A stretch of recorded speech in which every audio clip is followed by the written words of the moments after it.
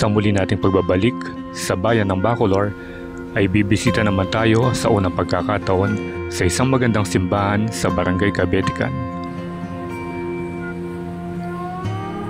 Ito ay ang Sunken Shrine of Our Lady of Lourdes. Dating may kataasan na 18 to 24 meters sa kanyang panahon, ito ay nalubog sa tone-toneladang abo dulot na pagsabog ng Mount Pinatubo at sinundan naman ang pagragasa ng lahar ng taong 1995, dahilan para lumubog ang halos mga lugar dito sa Bacolor, kabilang narito ang nasabing simbahan. Kaya ngayong araw ay ating pupuntahan ang napakagandang simbahan na ito upang ating masilayan ang mga pagbabago mula nang ito ay malubog sa lahar. Kaya wag na natin patagalin pa at samahan niyo akong muli sa ating paglalakbay dito sa lalawigan ng Pampanga.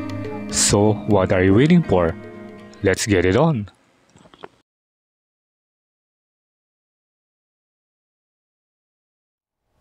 So itong nakikita nyo ito yung matibay na flood control sa kahabaan ng Santa Rita Dike or Santa Rita Mega Dike. At yung harapan natin, yan naman yung Santa Barbara Bridge. May binibilad silang rito, yung parang ginagawa sa pawid ng mga kubo.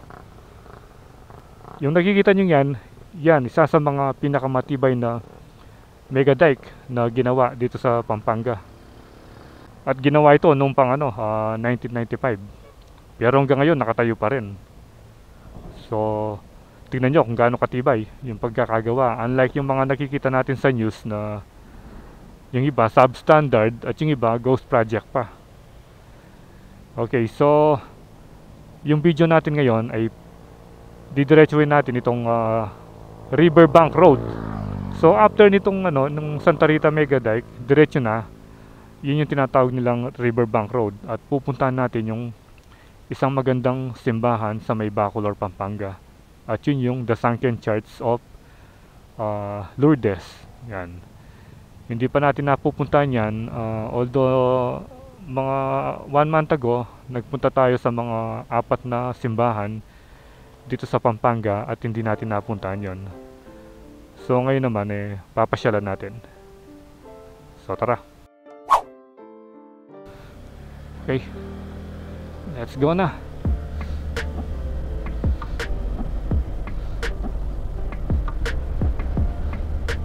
Ayan, kung kakanan ka dyan, yun, mapupuntahan mo yung daan dito sa Jasa Road. Marami talaga nagbibilad ng yung mga pawid.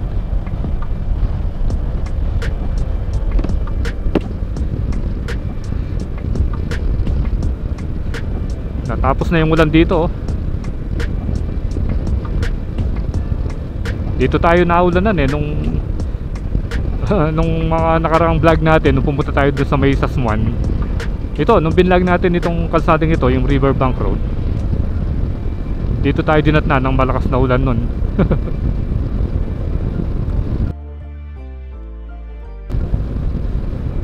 So every time na dumadaan yata tayo rito nauulanan tayo.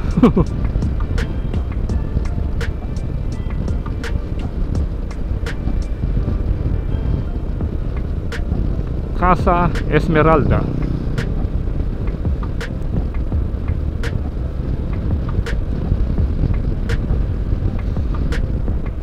Ayun, yung bridge doon yung daan natin. So malapit lang naman dito. Sinearch natin doon sa Google Maps. Siguro nasa mga 5 minutes lang makakarating ka na doon. Dito masarap magpahinga, ang lilim. Medyo ginugutom na pa mo tayo.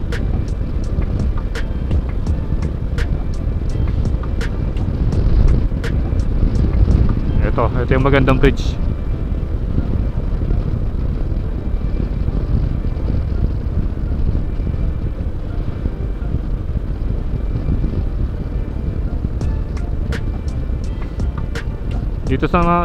Dito naman sa may intersection, kung kakanan ka, mapupunta ka ng Guagua. Ayan. So tayo, kakaliwa tayo dito sa tulay na to.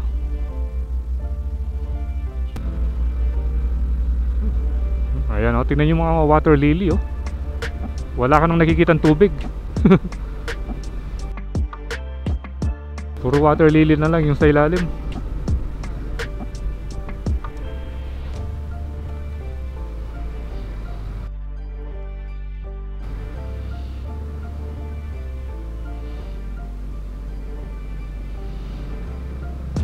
So ito kasing area ito, sa may town ng Bacolor, ito yung hardest hit ng lahar nung pumutok yung pinatubo.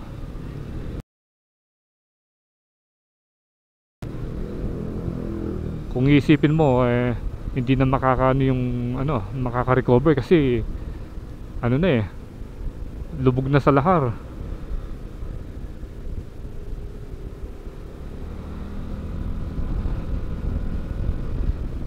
Dito yata, ito na yata oh.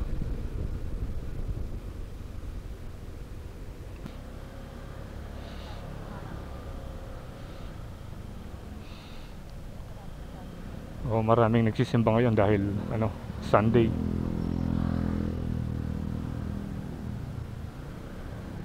Ito nga.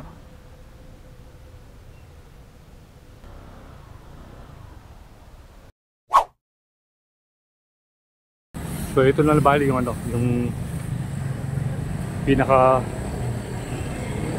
front ng church. Ayan Archdiocesan Shrine of Our Lady of Lourdes, at kilala rin bilang Cabetican Church.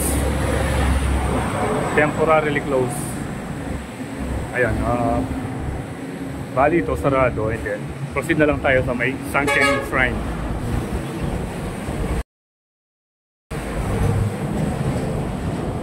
So dito lang siya, along the highway lang. Hindi naman mahirap hanapin. Ayun yung pinakataas. So kahit matagal na tayong naglilibot-libot dito sa may Bacolor area, ngayon pa lang tayo bibisita dito sa may Sunken Church. So tingnan natin yung loob.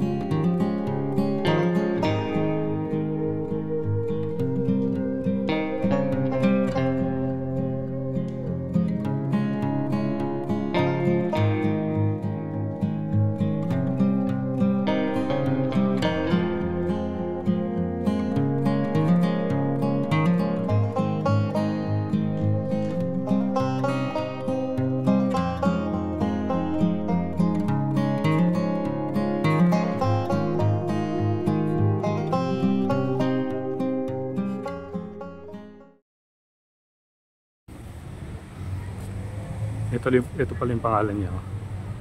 Archdiocesan Shrine of Our Lady of Lourdes, Cabetican.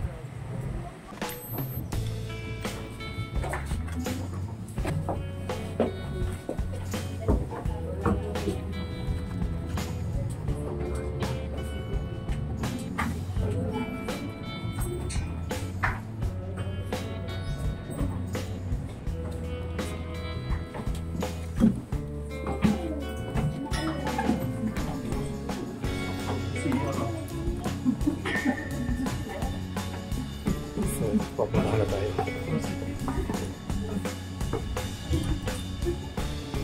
Bali, ito yung sa likod. Tignan nyo gaano kataas. Ngayon, mababa na lang.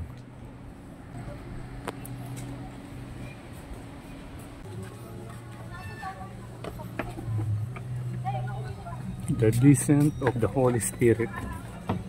The way of hope with Jesus and Mary. Maluwang pa pala rito.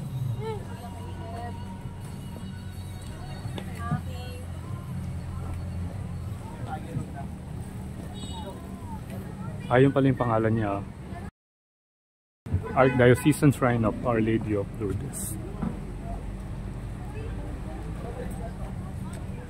Pasok tayo dito.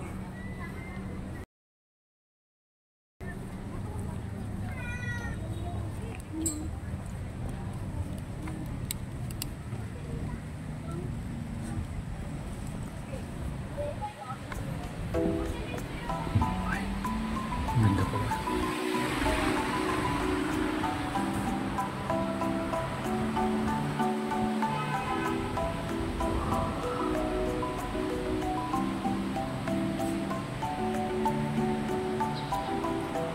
Ang ganda pala ng loob.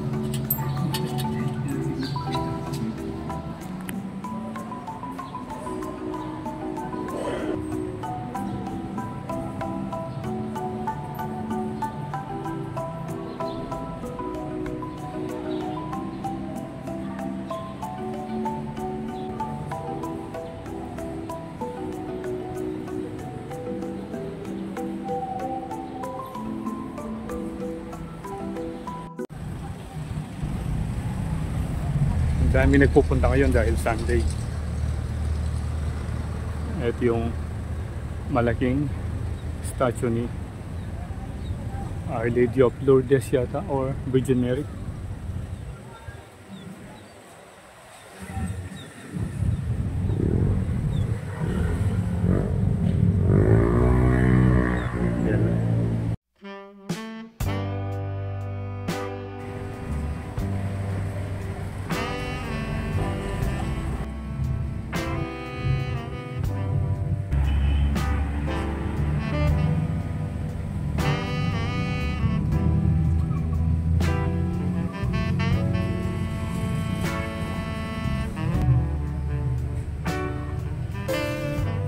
Okay, so nakapag-visit na tayo dito sa may Tanken Church ng Our Lady of Lourdes. So dito na magtatapos ang ating vlog. Salamat sa panonood. And ride safe always, Kabalen. See you when I see you, and Ferdinand Gas is signing out.